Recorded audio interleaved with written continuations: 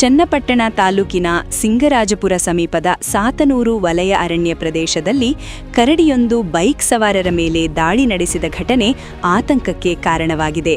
ಘಟನೆಯ ವೇಳೆ ಬೈಕ್ ಸವಾರನು ತಾನು ತಪ್ಪಿಸಿಕೊಳ್ಳಲು ಪ್ರಯತ್ನಿಸಿದ್ದು ಸಣ್ಣಪುಟ್ಟ ಗಾಯಗಳೊಂದಿಗೆ ಪಾರಾಗಿದ್ದಾನೆ.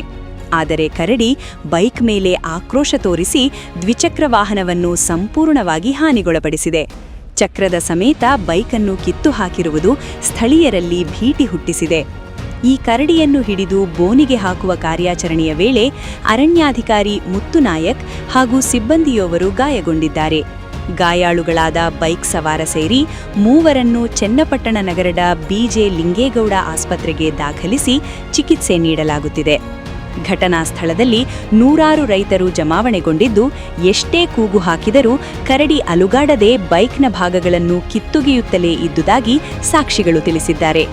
ಇದೇ ವೇಳೆ ಬೊಲೆರೋ ವಾಹನದ ಚಾಲಕ ಧೈರ್ಯದಿಂದ ಹಾರ್ನ್ ಮಾಡುತ್ತಾ ಮುಂದೆ ಸಾಗಿದರೂ ಕರಡಿ ವಾಹನವನ್ನು ಹಿಂಬಾಲಿಸಿರುವ ದೃಶ್ಯವು ಗಮನಕ್ಕೆ ಬಂದಿದೆ. ಇತ್ತೀಚಿನ ದಿನಗಳಲ್ಲಿ ಈ ಮಾರ್ಗದಲ್ಲಿ ಸಂಚರಿಸುವ ಪ್ರಯಾಣಿಕರು, ವಿಶೇಷವಾಗಿ ದ್ವಿಚಕ್ರ ವಾಹನ ಸವಾರರು ಭಯಭೀತರಾಗಿದ್ದಾರೆ.